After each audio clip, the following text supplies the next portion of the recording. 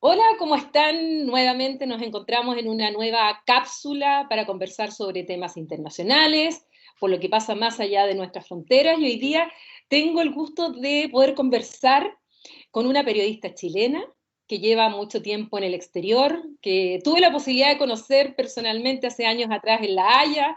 Eh, Creo que fue para la lectura de la sentencia de la Corte Internacional por el caso de Perú contra Chile. Ahí nos conocimos con la periodista Silvia Carrasco, a quien te doy la bienvenida y gracias por aceptar el conversar sobre distintos temas que me interesa compartir contigo y que tú compartas con quienes nos ven y que son de interés común. Así que muchas gracias, Silvia.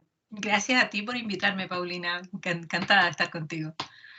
Mira, lo primero es preguntarte ¿cómo llegaste? Porque tú llevas mucho tiempo fuera de Chile, estás actualmente en Londres, donde estás terminando un doctorado, pero eres conocida también aquí en Chile porque has sido periodista y te hemos visto, y te he visto desde hace mucho tiempo, antes de conocernos personalmente, en medios aquí, en televisión sobre todo. Eh, ¿Cómo llegaste, cómo te motivaste a primero al periodismo y luego además para seguir un doctorado y en el tema que vamos a conversar específicamente, que es tan tremendamente interesante y que ya lo vamos a desarrollar ahora? Se me van a notar los años cuando te empiece a contar, pero yo estaba estudiando psicología en la Católica cuando llegó el plebiscito del año 88 y me acuerdo que fue un momento clave para mí para decir lo que viene en Chile, cuál es mi papel, qué me toca hacer. Y sentía que la información era un elemento esencial para una vida democrática. Si la gente disponía de información para decidir, decidía mejor que sin información. Por lo tanto, sentí que en ese momento me despertaron las ganas. Yo había tenido como esta actitud de tener un diario en el colegio, me había inventado mis propios medios durante la época adolescente. Entonces, cuando llegó esto del plebiscito, decidí dejar la psicología y postulé de nuevo a la universidad y me fui a estudiar periodismo en la Universidad de Chile. Ahí estudié yo. Y salí, bueno, muy pronto, o sea, viví todos esos años de los primeros años de la democracia y inmediatamente empecé a trabajar en radio y luego en televisión muy rápido antes de haber egresado. Y siempre me gustó la idea de ser corresponsal internacional. Me encantaba el concepto porque siempre había soñado con viajar, vivir fuera. Yo no quería viajar, quería vivir fuera de Chile, quería conocer. Te voy a contar una anécdota de infancia que cuando yo era chiquitita, yo soy del sur, soy de Río Bueno, de allá del sur de Chile, y estudiaba en Osorno y en el colegio, cuando me empezaron a enseñar lo que era el planeta, siempre me decían que el planeta era un globo. Estoy hablando primero de básico, que era un globo, y yo miraba la cordillera de los Andes y decía, pero este globo se tiene que estar desinflando si está lleno de arrugas. Y yo quería montarme arriba de la arruga mayor, esa que era la montaña, para ver qué había más allá. Entonces siempre soñé con viajar y irme fuera. Entonces apareció un canal que se llamaba Telenoticias, que era un canal norteamericano, y se empezó a ver que eran 24 horas noticias y me encantó el formato y le escribí, no había ni siquiera correo electrónico, les escribí una carta a mano, vi a alguien los nombres que salían al final del noticiero y les mandé la carta por correo y me respondieron y me contrataron. Entonces empecé a trabajar en el año 94 con ellos, recorrí el mundo con ellos, porque la verdad es que Chile era interesante mientras el general Pinochet estaba en el Senado, pero luego dejó de interesar, entonces me empezaron a mandar a muchos lugares del mundo y eso lo disfruté mucho, no, estuve en eventos increíbles, como haber ido a una cumbre de la APEC en Filipinas o haber pasado los 3 meses de la toma de la residencia del embajador japonés en Perú, en fin, cubrí Te vi en eventos que... Woodstock, vi tu foto en Woodstock Ah, también. también estuve en Woodstock, también, pero ahí fui por Televisión Nacional, ahí todavía no trabajaba con Telenoticias. Luego me ocurrió que cuando dejé de trabajar con ellos, yo cuando recorrí América Latina, siempre viajaba a un país y siempre aprendí que en el lugar a que viajara tenía que contactarme con los medios locales, porque tenías que muchas veces 24 horas para entender el país y empezar a contactar a la gente fundamental, la gente más importante, y eso lo hacías a través de los periodistas. Entonces fui conociendo muchos medios. Entonces cuando dejé de trabajar con Telenoticias, Ecoavisa, que era un canal de Ecuador al cual yo fui mucho, me llamaron porque necesitaban un director de noticias y les gustaba mucho cómo yo trabajaba y me fui a trabajar con ellos. Y después de que, porque en el tiempo que estuve en Ecuador estuve 2 años y cambiaban presidente cada 6 meses, entonces era un poco revuelto el tema. Mi marido había vivido en España y me dijo, ¿por qué no vamos a España a probar suerte? Y nos fuimos a España, y ahí a los 3 meses estaba trabajando en televisión española. Tuve una experiencia maravillosa trabajando en televisión española en un programa que se llama España Directo. Fui la subdirectora de ese programa durante 4 años. Después me ofrecieron hacer un canal de un programa documental, también lo pasé súper bien. Y ahí entré en una etapa de mi vida en que me empecé a pelear con las audiencias, con los ratings, porque sentía que los ratings estaban conduciendo las noticias a cosas que no eran noticias.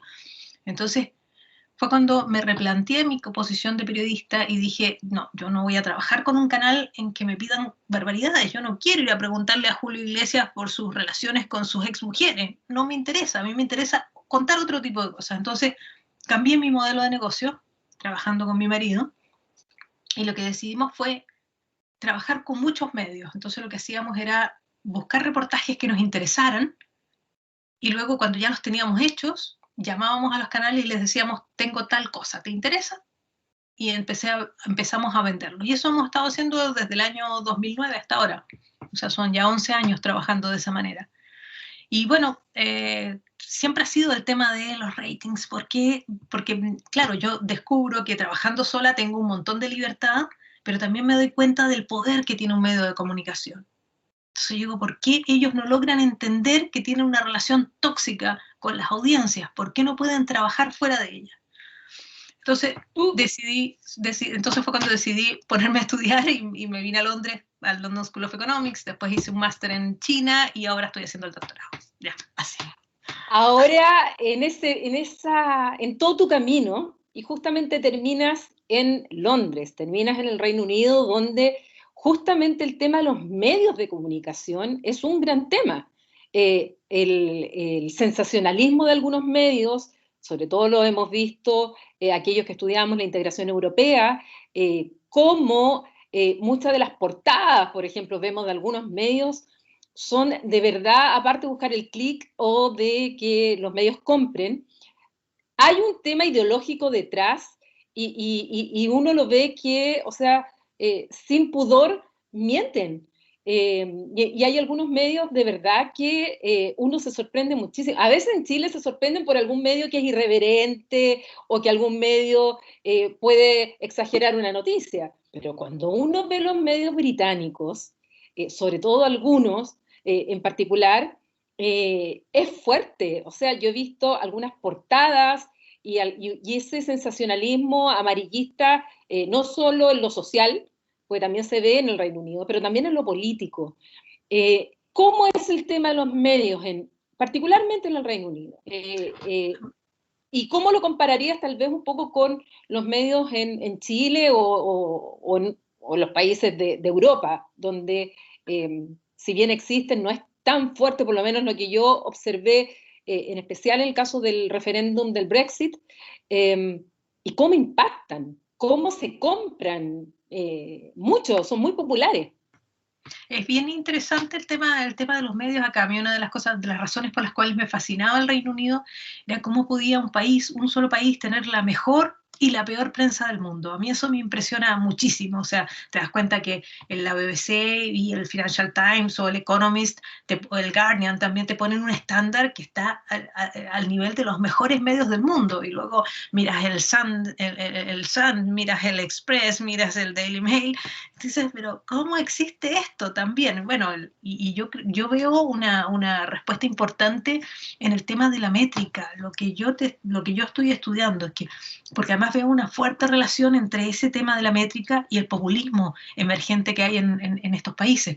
Fíjate que el tema del Big Data ha cambiado radicalmente eso. O sea, antes tenían la preocupación de seguir lo que eran las ventas y se veía mucho más en la televisión, pero los periódicos seguían con esas mediciones semanales o mensuales. Cuando entran en Internet, empiezan a recibir inmediatamente la reacción de la gente respecto de los contenidos que están publicando, es inmediata, es real time. Entonces lo que empieza a preocuparse el productor de esas noticias, la empresa, el conglomerado de medios, es a que la gente le dé cada vez más clics, si incluso se está comprando la publicidad por cada clic. Entonces tú te encuentras con cosas que son aberrantes. O sea, cuando sale alguna imagen, que a mí me imagino, me divierte cómo se replica en otros medios, en Chile, por ejemplo, o en Argentina, un tipo que sale desnudo y con una máscara tapándose los genitales. Y yo lo miro y yo les digo, oye, yo estoy absolutamente segura, no tengo las pruebas, pero yo estoy, porque lo han hecho otras veces, que el medio contrató a esa persona, la hizo circular, contrató al fotógrafo para publicarlo para que tú le dieras al clic. O sea, eso no es una noticia, eso es un invento, es una producción para que lo puedas poner en pantalla. La verdad es que es bien impresionante porque y aquí me voy más a la gobernabilidad. Yo creo que nosotros estamos viviendo la película, la democracia del people meter. O sea, cuando tienes este tipo de métrica que mide tu reacción inmediata, individual frente a cada contenido, lo que estás generando es la personalización absoluta. En la política está pasando lo mismo, que la gente lo que está pidiendo es lo que necesita para ese día para sí mismo. No es una necesidad social, es la necesidad personal. Y los políticos están respondiendo a esas necesidades personales. Entonces, cuando viene el Brexit era un canasto vacío en el que cabía cualquier cosa. Entonces, la gente que tenía problemas con la pesca, el Brexit se lo soluciona. El que tenía problemas porque tiene un jefe francés que además no sabe mucho y no puede ascender, cabe en el canasto del Brexit. El que no logró plaza en la universidad también cabe en el canasto del Brexit, cabía absolutamente todo. Entonces se crea esta política de responder a las necesidades personales inventándose una solución que les da resultado. Pero fíjate, hay un tema que a mí me gusta mucho, que es la comparación de por qué no podemos gobernar ni podemos hacer prensa de esa manera, personalizadamente. Piensa tú en las carreteras. Si le preguntamos a todas las personas, a cualquier persona, a ti, a mí, ¿cómo te gustaría conducir en la carretera? ¿Te gustaría tener límites en la carretera para conducir? Todos diríamos, no, yo quiero que me den libertad total para ir a la velocidad que yo quiera si te gusta la velocidad. Pero eso como sociedad no nos conviene. O sea, si le preguntan a cada uno, todo el mundo va a querer libertad total para conducir en la carretera. Pero como sociedad eso no nos conviene porque nos llenamos de muertos en la carretera. Entonces, esa es la diferencia entre lo personalizado y lo colectivo, lo que necesitamos como sociedad. Y los medios en este minuto no están siendo capaces de encontrar esa respuesta, ni los políticos tampoco. Y eso es lo que les pasó en el Brexit. O sea, encontrar una respuesta que no era real, porque, o sea, yo ya estoy cansada de escuchar a británicos que me dicen, pero yo no voté Brexit para esto. Bueno, pero tú votaste Brexit y en el canasto del Brexit que había todo. Entonces tú te das cuenta que es la forma en que si no puedes discutir los temas globales y dejas que entre la necesidad personal de cada uno en ese canasto, es que no vas a conseguir una buena política para nadie. No, y además que el Brexit en la vida común y corriente de los británicos todavía no la han sentido. La van a empezar a sentir el 1 de enero, sobre todo si es que llegan a un no acuerdo, y ahí de verdad van a conocer el Brexit, porque hasta el día de hoy no lo han sentido en la práctica, porque siguen aplicando todas las normas y todo en este periodo de transición. Lo van a empezar a sentir de verdad el 1 de enero. Pero yo creo que la urgencia ya se empezó a notar en el gobierno. O sea, piensa lo siguiente, piensa que este país ha estado pagándole a los trabajadores en suspensión de sus trabajos, a 7 millones de trabajadores, pero en total con los freelance y todo son 27 millones de personas que han estado recibiendo su salario por parte del Estado británico. Eso es una barbaridad de dinero, o sea, ya están endeudados en más del 100% de su producto. Entonces, ¿y qué pasó el otro día, hace un par de semanas atrás? Que llega la Unión Europea a este acuerdo de estos 750 mil millones de euros que se van a usar, la mitad para solventar los problemas que tiene cada uno de los países, la otra mitad va a ser la mitad a fondo perdido, la mitad como préstamo, y el Reino Unido se quedó mirando diciendo, uy, pero nosotros en eso no entramos. Entonces ya se empieza a sentir, por ejemplo, Rishi Sunak, que es el canciller de Hacienda, diciendo, le están pidiendo un tercer furlough, que es el esquema de suspensión de los trabajadores, ya han pagado 2, termina en octubre, quieren pedir un tercero, y dice, no tengo de dónde, ya no pueden echar mano de Europa. a pesar de que todavía siguen siendo la quinta economía del mundo, que todavía tienen la libertad, por ejemplo, de pedir crédito a interés negativo. O sea, solo un país rico, esto no lo podría hacer Chile, por ejemplo, solo un país rico puede decir, poner en el mercado bonos y decir, les pido este crédito y cuando les pague en 20, 30 años más, les voy a pagar menos de lo que me prestan. Eso solamente lo puede hacer el Reino Unido gracias a la incertidumbre que hay en el mundo. Pero la pregunta es cuánto les va a durar eso. ¿Cómo explicas tú, por ejemplo, la Unión Europea le ofreció al Reino Unido que se sumaran en la compra de todo lo que son los insumos y es ¿cómo se llama? Todo el equipamiento personal de la gente que trabaja en salud. Y el Reino Unido les dijo que no. Y después vimos protestas incluso de personal sanitario en contra de Boris Johnson, porque una de las cosas que se están quejando en el sistema público británico es que justamente la gente que está trabajando en los hospitales con los contagiados de coronavirus no tienen todos, ni de manera suficiente, justamente todo este equipamiento especial que la Unión Europea le había ofrecido que lo compraran masivamente, cosa que lo compraran a bajo precio, y el Reino Unido, Boris Johnson les dijo que no. ¿Cómo se explica eso? ¿La gente en general lo sabe o solo los que estamos metidos en el tema directamente nos enteramos? Sí, la verdad es que yo creo que es un tema tremendamente ideológico. Aquí no hay un plan detrás. O sea, bueno, no hubo un plan para el Brexit. El Brexit se votó sin saber exactamente en qué consistía, ni tampoco tenían un plan para hacerlo. Pero en general, por ejemplo, el Times publicó un reportaje súper duro explicando lo mal que lo habían hecho con el coronavirus y quedó demostrado que este país por décadas había planificado cómo enfrentar una pandemia. Por décadas lo tenían aproximadamente cuando empezó el H1N1, se planificó en este país todo un fondo, toda una forma de trabajo del NHS, que es el Servicio de Salud Pública, para sacar adelante un país en medio de una pandemia. Porque se sabía que venía, esto estaba súper anunciado, esto iba a ocurrir. Sí. Bueno, todos esos fondos fueron cancelados.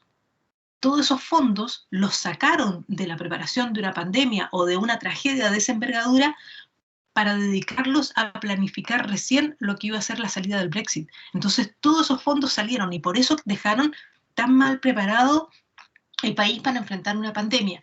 Luego, ¿por qué le dicen que no a la Unión Europea? Porque es ideológico, porque ellos están tratando de instalar en la mentalidad del gobierno. Recuerda que aquí tenemos un sistema político en que el servicio civil es muy poderoso. O sea, aquí cada vez que viene un nuevo gobierno, pública. La administración pública, cada vez que viene un nuevo gobierno, tiene un equivalente que es un trabajador, un funcionario público que está ahí de carrera y que no puede ser removido. Entonces, cada vez que llega un nuevo gobierno y quiere hacer grandes cambios, como los que quiere hacer Dominic Cummings, que se considera un revolucionario del Estado, no los puede hacer porque el servicio civil es muy poderoso, es inamovible de partida y son profesionales de carrera.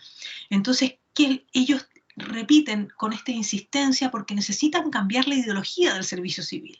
Entonces, es tremendamente ideológico esto de no vamos a pedirle ayuda a Europa porque tenemos que demostrar, encontrar la forma de demostrar que solos podemos. Entonces, eso es lo que está dominando dentro del gobierno. Ahora, volviendo al tema de los medios de comunicación y a lo que tú justamente estás estudiando en tu doctorado. Hay un tema también con el financiamiento de los medios. Y cuando surge Internet, sobre todo la prensa escrita, empieza a sufrir mucho y vemos cómo la publicidad también va siendo menos y los medios van cerrando, se han tenido problemas de financiamiento. Finalmente aquí en Chile se han cerrado muchos medios. Al mismo tiempo, no sé si, bueno, el Reino Unido no, creo que no pasa lo mismo que aquí en Chile, que también hay una cierta concentración de quiénes son los dueños de los medios de comunicación. ¿Cómo se vive eso también en un mundo en el cual, por un lado, los auspiciadores van a donde se hace más clic, pero por otro lado, cuando tú quieres hacer otro tipo de periodismo, resulta que no tiene financiamiento y muy buenos periódicos o muy buenos medios de investigación muchas veces tienen que cerrar porque no logran mantenerse en este ambiente tan liberal respecto al funcionamiento de los medios. ¿Cómo hacer un buen periodismo además? cuando muchas veces quienes financian el clic, no financian el producto y la calidad y el contenido que tú quieres como periodista o como medio ofrecer a la ciudadanía. Bueno, lo que estamos viviendo ahora es una revelación,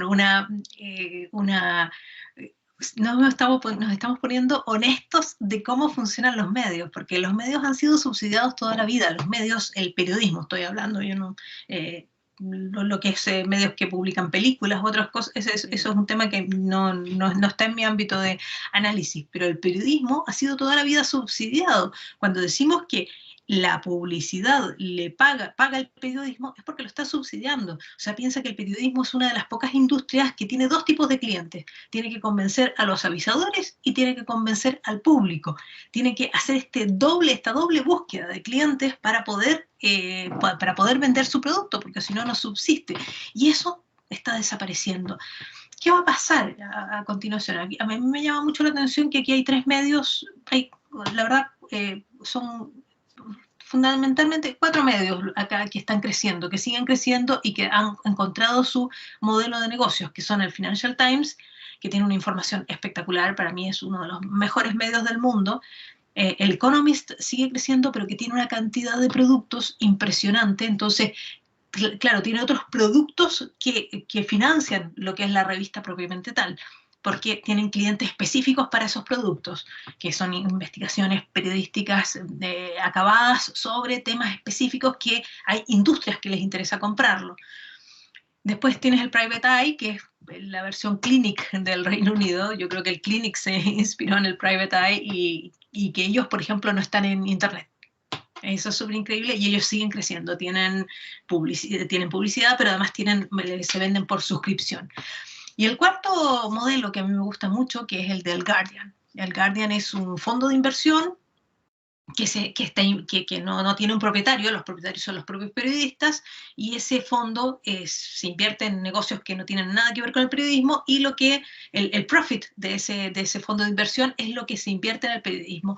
Pero además ellos crearon este modelo internacional en el cual la misma directora lo dice, si yo le exigiera a la gente una suscripción, no tendría todos los lectores que tengo, y en cambio piden una colaboración de 5 libras, 5,95, algo así es, y dice que ellos con eso tienen mucho más ingresos que los que tuvieran si pidieran suscripción o el pago por clics. Entonces te das cuenta que ese modelo funciona, pero porque tiene el soporte de ese fondo de inversión.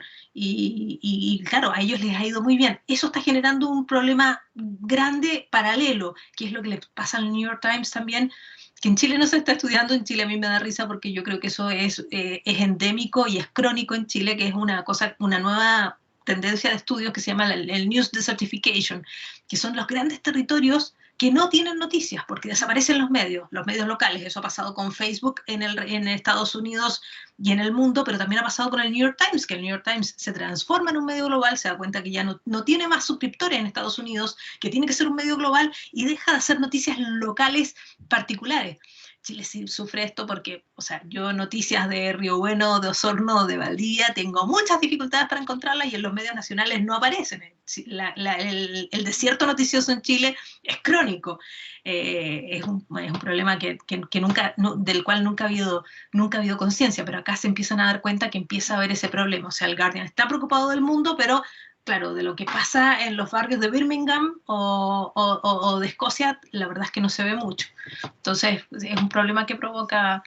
Pero el tema. Y hay otra cosa que te quiero contar de cómo están evolucionando los medios y que a mí me parece que es preocupante.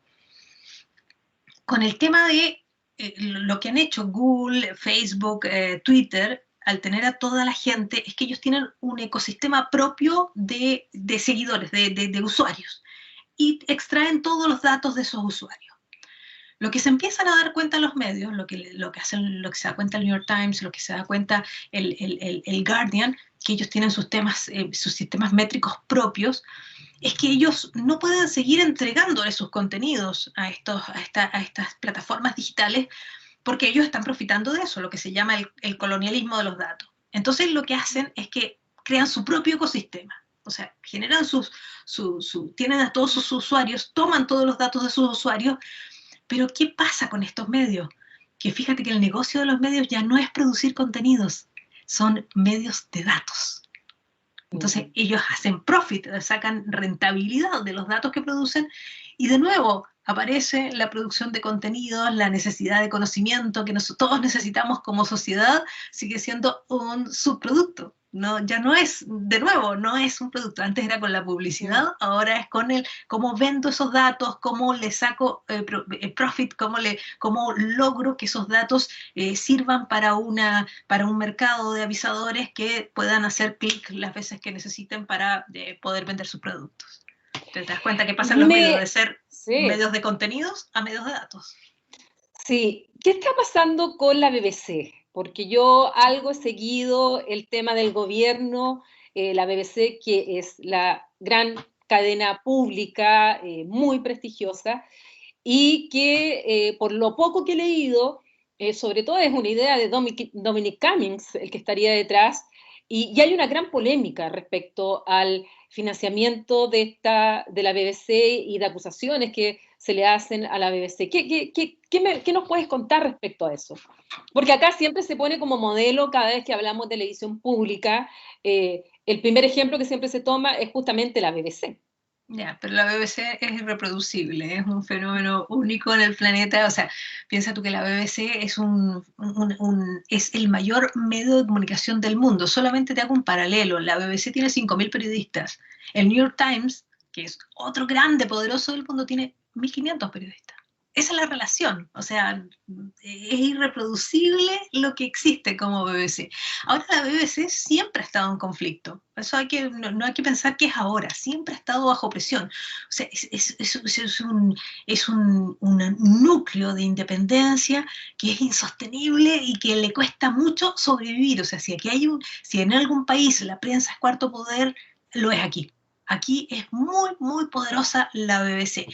Y claro, ha tenido momentos más brillantes y momentos menos brillantes, pero la verdad es que, lo que ha ocurrido, lo que está ocurriendo con el gobierno de Boris Johnson es que ellos, porque, a ver, te explico, históricamente, ¿cómo surgen los medios de comunicación públicos?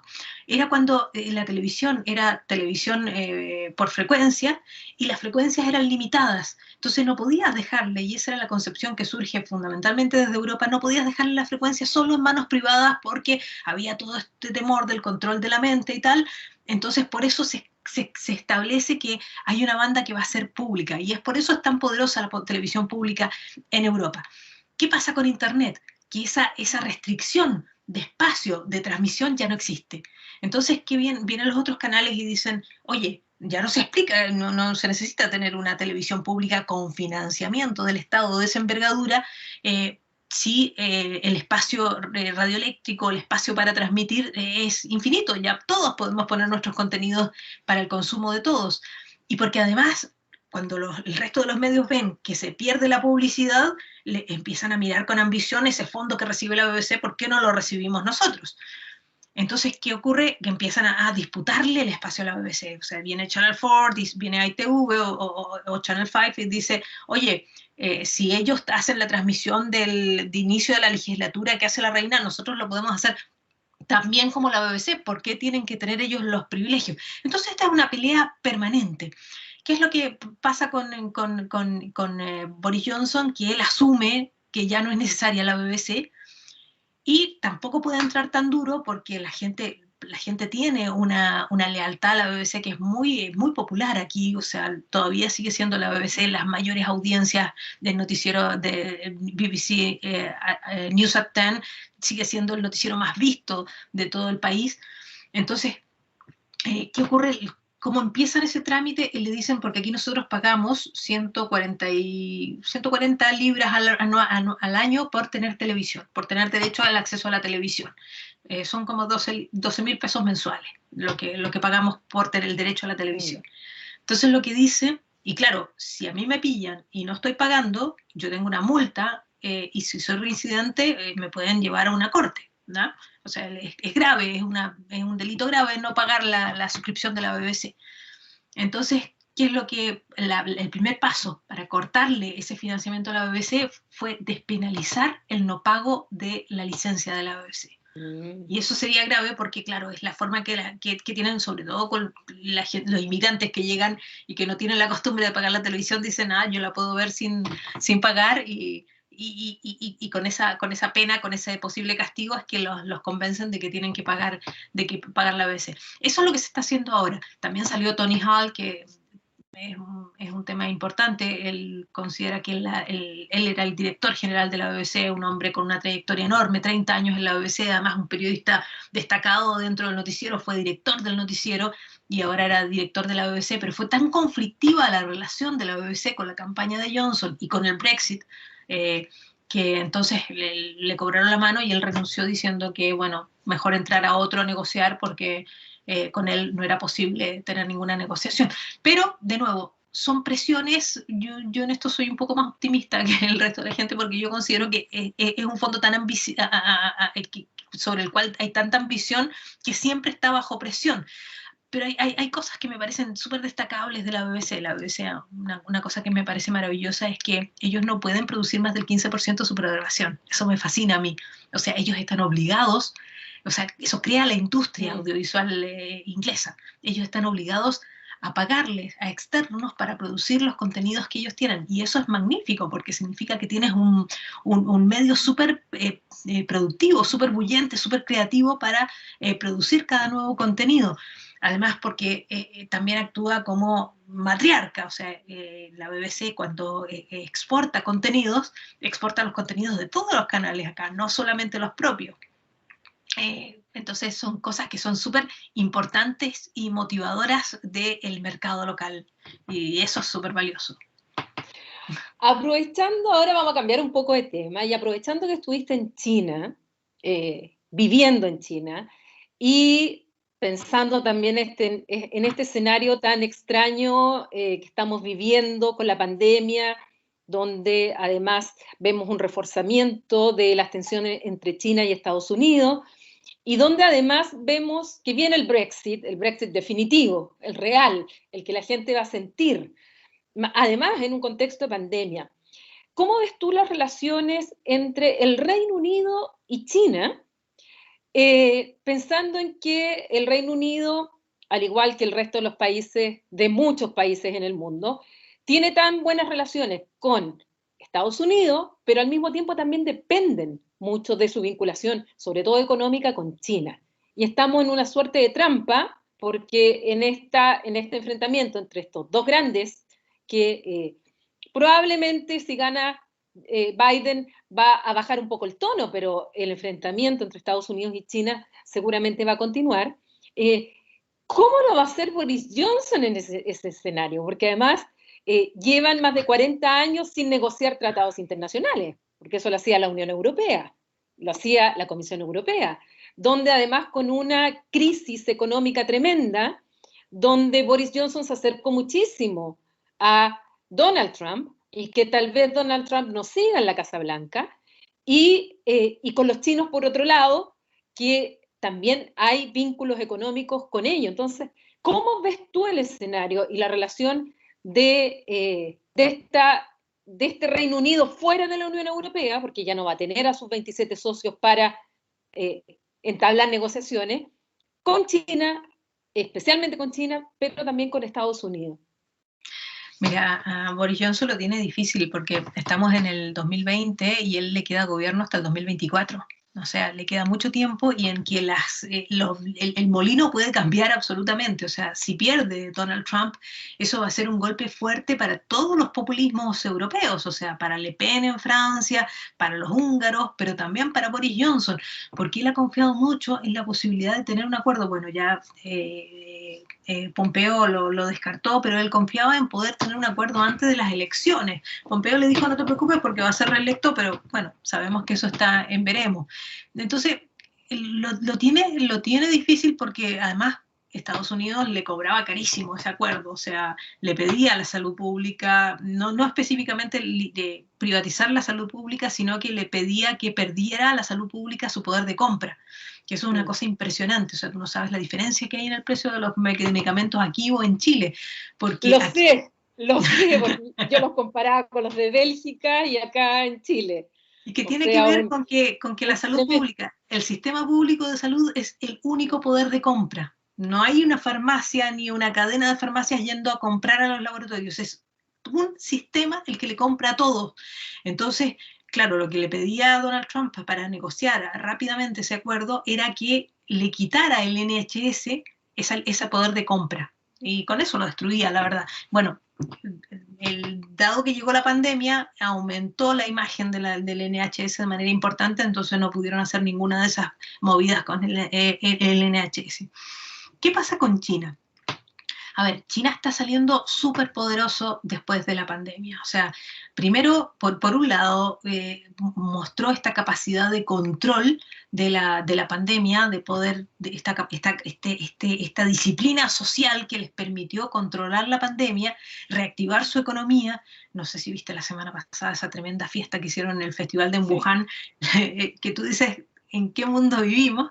Bueno, y porque además tiene este poder de compra interno que es fenomenal, que le basta, por lo menos para sobrevivir un buen tiempo, solamente el consumo interno. Y tienes este personaje tan poderoso que es Xi Jinping en el poder, que tiene paciencia confuciana. O sea, ellos observan lo que está pasando, están esperando que Donald Trump salga del poder para poder reactivar todo lo que han perdido en el camino. Fíjate que el Reino Unido, en la época de Cameron, declaró que su mejor socio era China. Cuando viene Theresa May, se firma el contrato para que sean los chinos los que construyan las centrales nucleares del Reino Unido. Así de poderoso.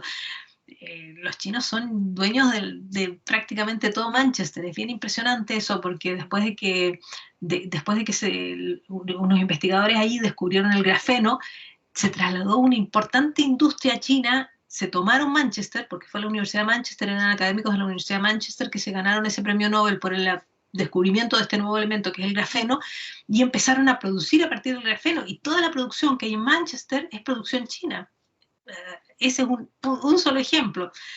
Entonces, claro, lo que les hizo ahora Boris Johnson al negarle el acceso a Huawei, a las redes 5G, es un problema súper fuerte y interno del partido. Fíjate que Boris Johnson no era partidario de eso.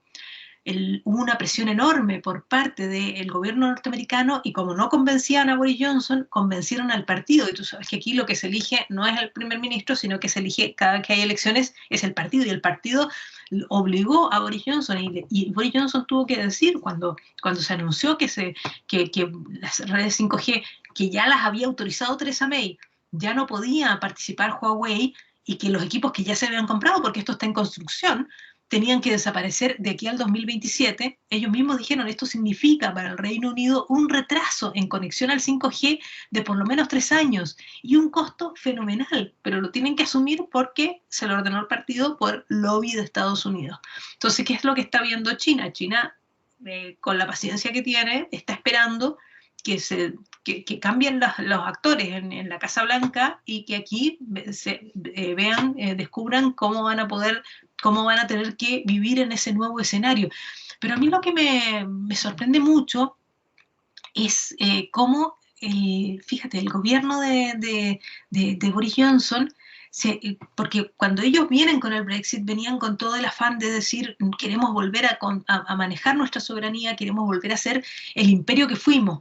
Pero lo único que ha ocurrido es que se va reduciendo cada vez más. Fíjate que de la pandemia es que no le obedecen ni Gales, ni Irlanda del Norte, ni Escocia.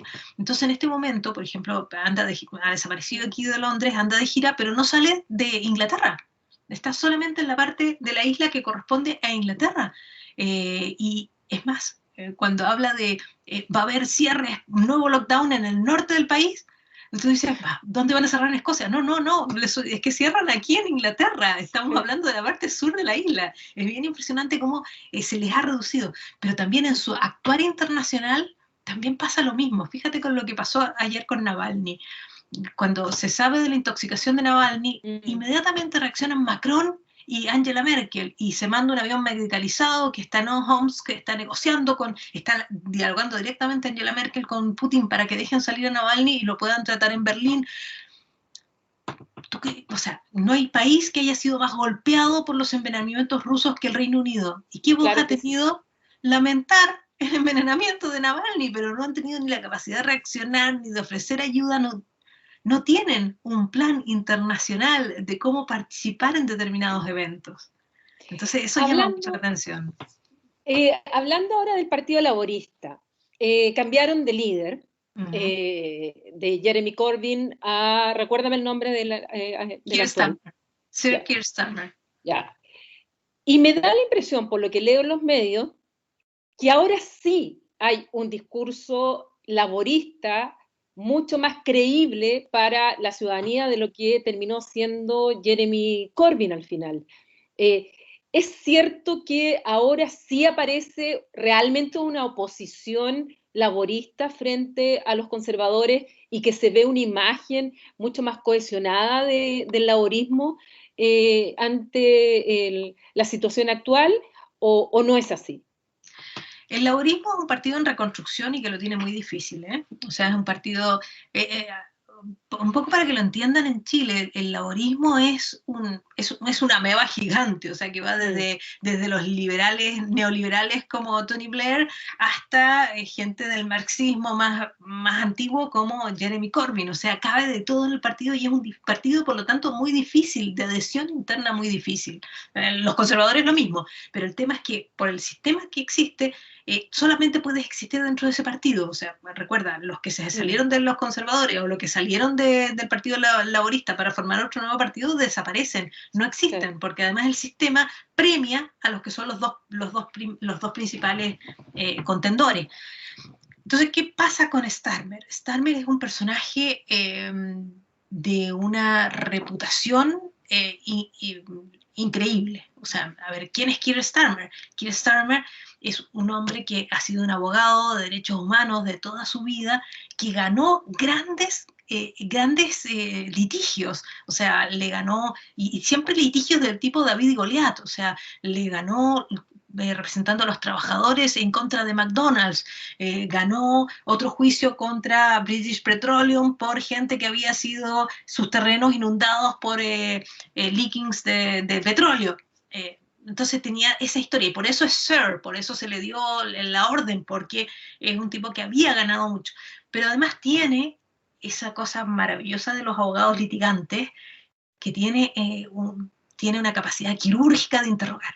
Entonces, se dieron dos cosas. Por una parte, es un tipo mucho más preparado, o sea, tiene una autoridad cuando habla que pocos la tienen, pero tiene al frente un primer ministro que era un primer ministro que se crecía con los cheerleaders, ¿ya? O sea, recuerda cómo es el parlamento inglés, que están todos muy encima de otro y se avivan o se burlan de los unos a otros.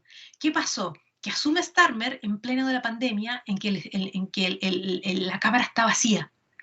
Entonces, imagínate, Boris Johnson, que está acostumbrado a echar tallas, porque él es muy simpático, y echa tallas y nadie ríe, nadie le aplaude. Se le acaban los cheerleaders. Y tiene al frente a este personaje investido de una autoridad absoluta que no le ríe de las tallas.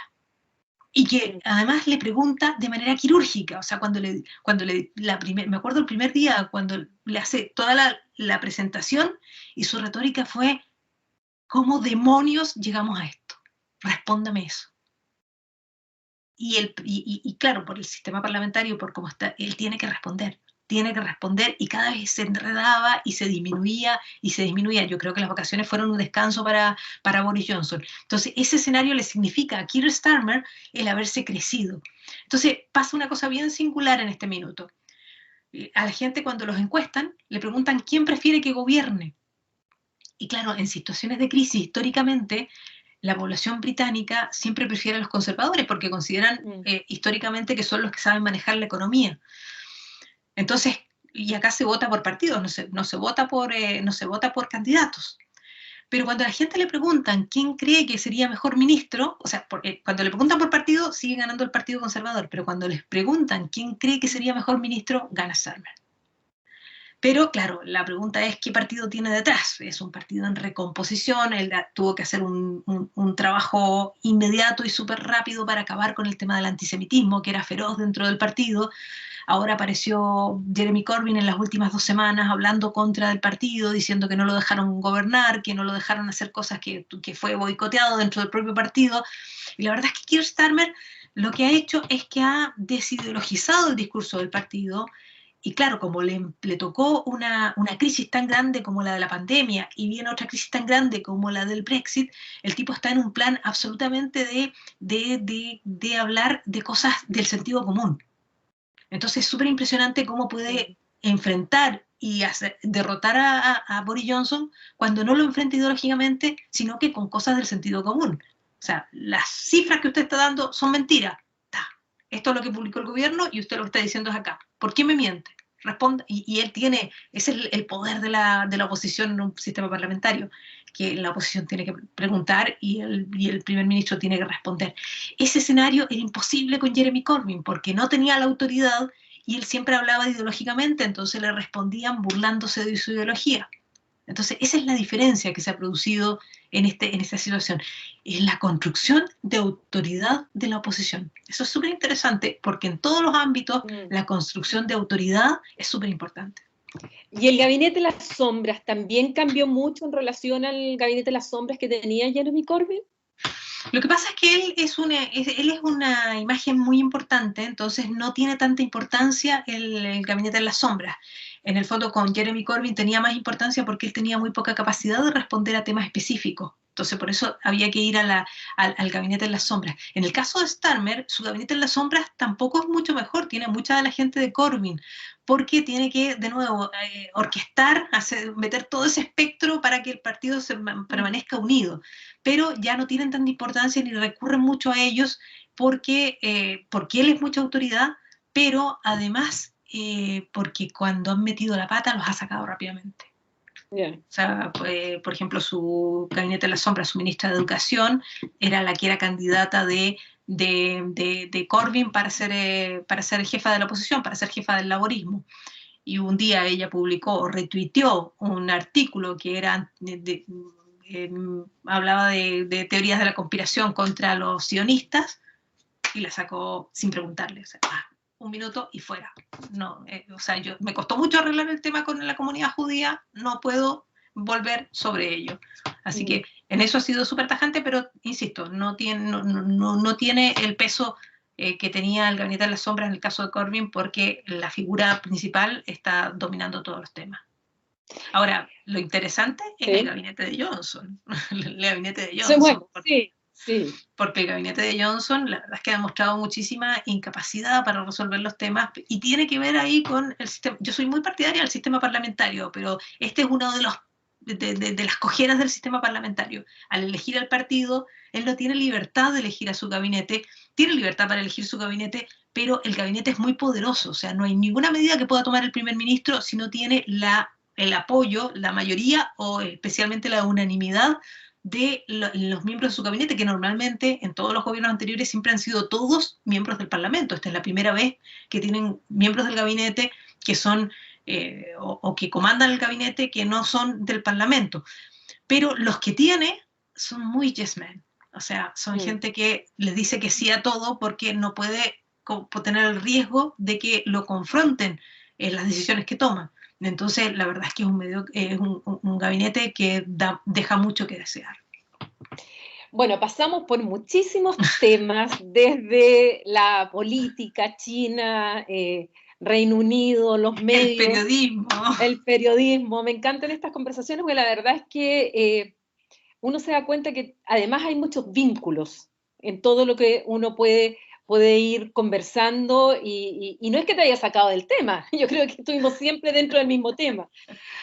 Para finalizar, Silvia, tú, muchos de los que nos escuchan en estas cápsulas o videos o entrevistas que he venido haciendo son estudiantes de pregrado, de distintas carreras, interesados en temas internacionales.